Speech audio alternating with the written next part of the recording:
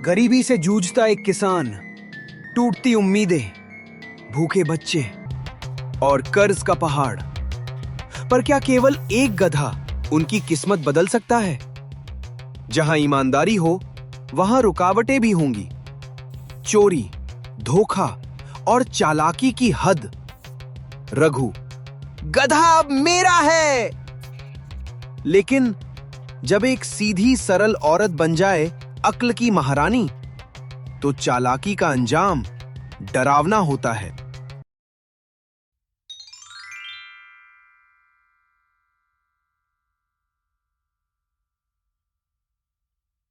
मैं हूं कहानी सिंह, कहानियों का राजा।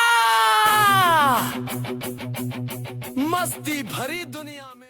सुखपुर में अजय नाम का एक गरीब किसान अपनी पत्नी सपना और 2 बच्चों के साथ रहता था। वो दिन रात अपने खेतों में पसीना बहाता था, लेकिन गरीबी का अंधकार उनके घर को घेरे हुए था। 2 वक्त की रोटी कमाना भी मुश्किल था और गांव की साहूकार धर्मपाल का कर्ज बढ़ता जा रहा था। सपना, अब तो हिम्मत टूट रही है। खेतों में कुछ उगता नहीं और मजदूरी करने जाऊं तो काम नहीं मिलता। बच्चे भी भूखे सो रहे हैं। अजय, घबराओ मत। भगवान ने हमें हाथ पैर दिए हैं। हम मेहनत से कुछ ना कुछ तो कर ही सकते हैं। लेकिन क्या करें, कोई रास्ता ही नहीं दिखता। कल मैं गांव में जाकर देखती हूँ, शायद कोई उपाय मिल जाए। अगली सुबह सपना गांव के मंदिर की ओर गई। वहां उसने एक साधु बाबा को बैठे देखा। उनके चेहरे पर एक अद्भुत तेज था। सपना उनके पास गई और अपनी सारी परेशानियां बताई। बाबा, हम बहुत गरीब हैं। दिन रात मेहनत करते हैं, लेकिन कुछ भी ठीक से नहीं चलता। आप कोई राह दिखाइए। बेटी, मेहनत का फल जरूर मिलता है, लेकिन सही दिशा में की गई मेहनत ही फल देती है।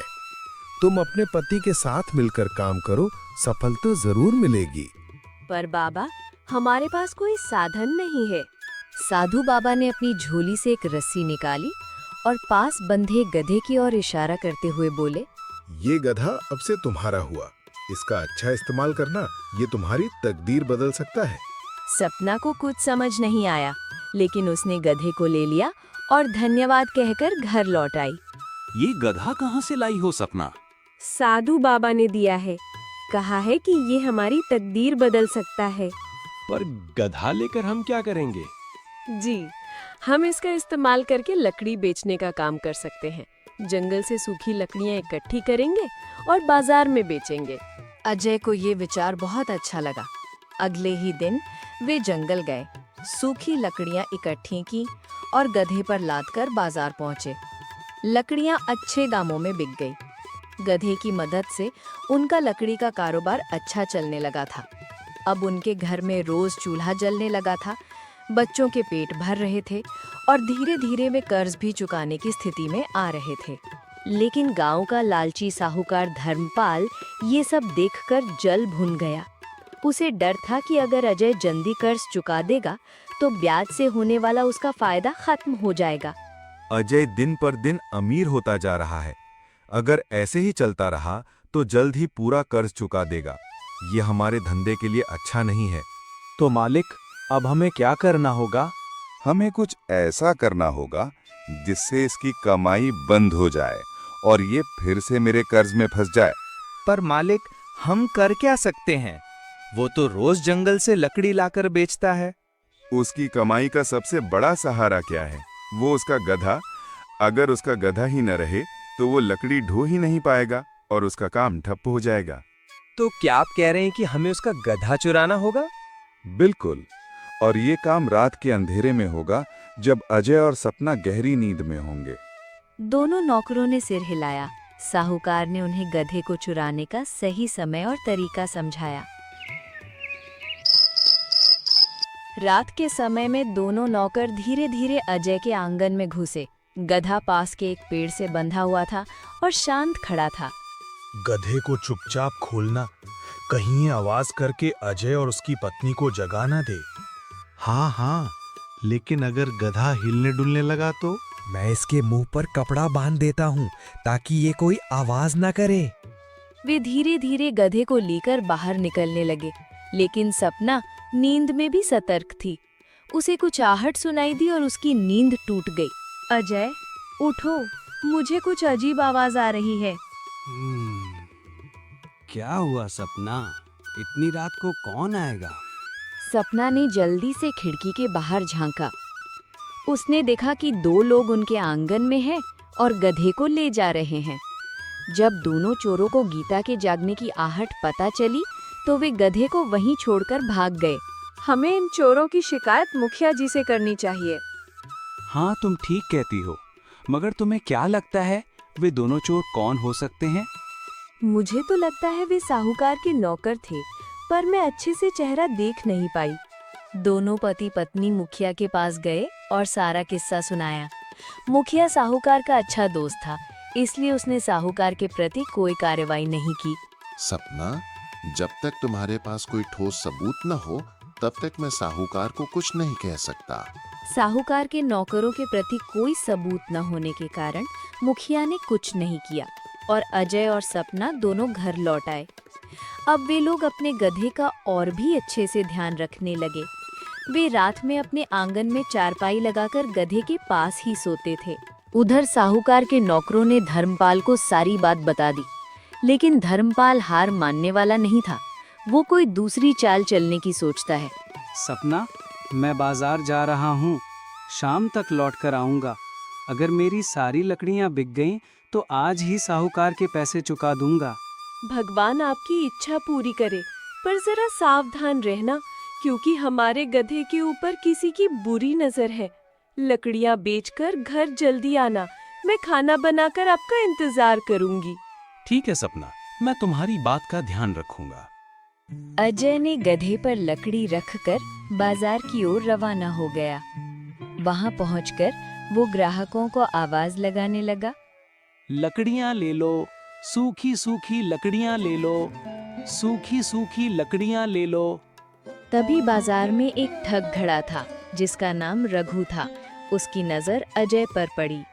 इस फटीचर को आसानी से ठगा जा सकता है। वैसे भी ये शक्ल से ही जन्मजात मूर्ख लगता है। यह सोचकर वो अजय के पास पहुंचा। ये लकड़ी वाले, सारी लकड़ियां बेचनी है क्या? बिल्कुल बेचनी है हुजूर, लेकिन आप कीमत क्या देंगे? तुम ही बताओ, क्या कीमत चाहते हो? 2 चांदी के सिक्के हुजूर।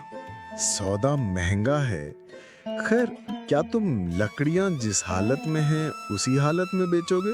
बेच दूंगा हुजूर, इसमें क्या मुझे एतराज हो सकता है? तो ठीक है, ये लो चांदी के 2 सिक्के और अपने घोड़े को लेकर जल्दी से मेरे पीछे पीछे चलो। बहुत अच्छा हुजूर।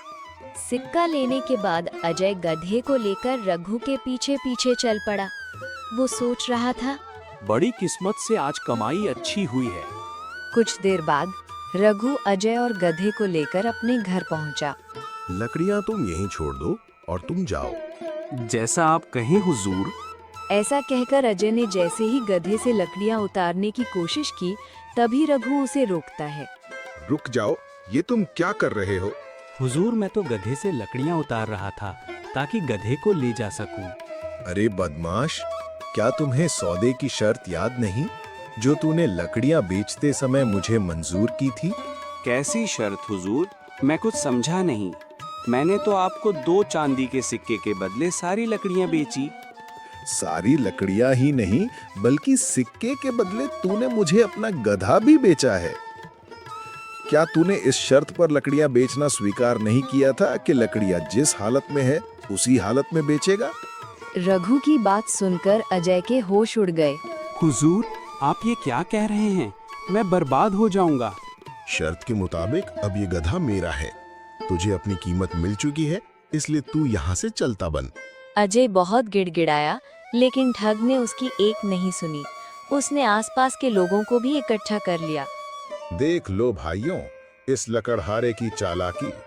पहले सौदा किया, अब मुकर रहा है और सीना जोरी कर रहा है। लोग भी रघु की बातों में आ जाते हैं। क्या इस लकड़हारे को माफ किया जा सकता है? नहीं, बिल्कुल नहीं। तो इस गुस्ताख के साथ क्या व्यवहार करना चाहिए? मेरी मानो तो इसे सरपंच जी के पास ले चलो। लोगों के कहने पर रघु अजय को सरपंच के पास ले गया, जो रघु का प्रिय मित्र था। रघु ने सरपंच को सारा किस्सा सुनाया। सारी बात सुनकर सरपंच ने अपने मित्र के पक्ष में ही फैसला सुनाया। लकड़हारे को अपने सामान की कीमत मिल चुकी है और उसने ग्राहक की शर्त मानी है, इसलिए अब गधा उसी का है। अब इस पर इसका कोई हक नहीं। बेचारा अजय अपनी फूटी किस्मत पर आंसू बहाता हुआ घर पहुंचा। अरे, ये आपकी आंख में आंसू कैसे? सब ठीक तो है ना? क्या बताऊं सपना, हमारे तो भाग्य ही फूटे हैं। वैसे ही मेरे पास धन के रूप में कुछ नहीं था, आज हमारा गधा भी हाथ से निकल गया।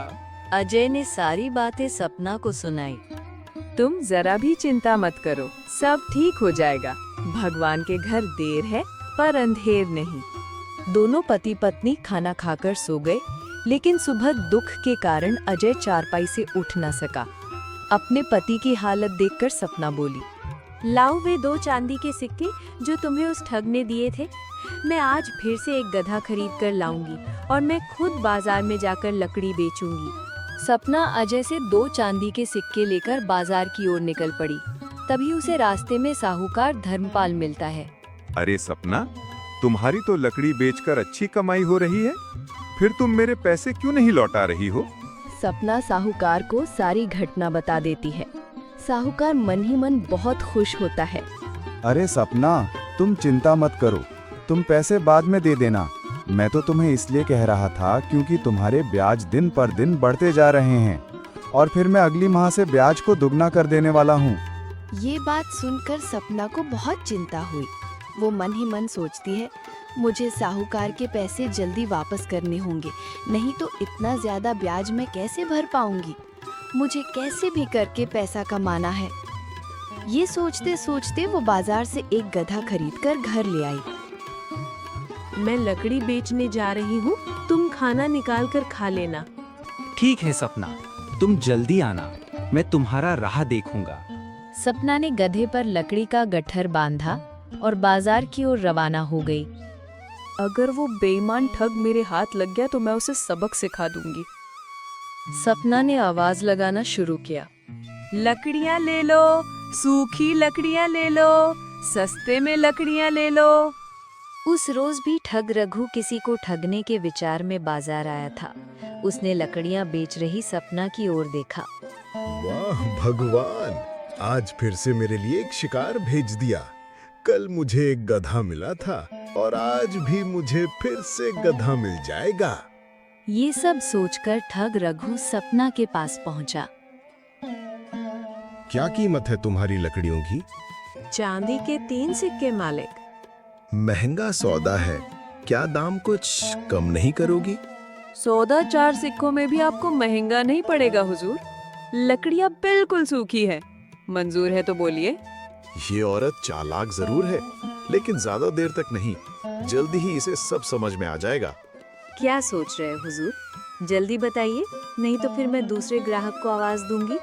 ठीक है, मुझे 3 सिक्के में ये मंजूर है, मगर लकड़ियाँ जिस हालत में है उसी हालत में तुम्हें बेचनी होंगी। क्या तुम्हें मंजूर है?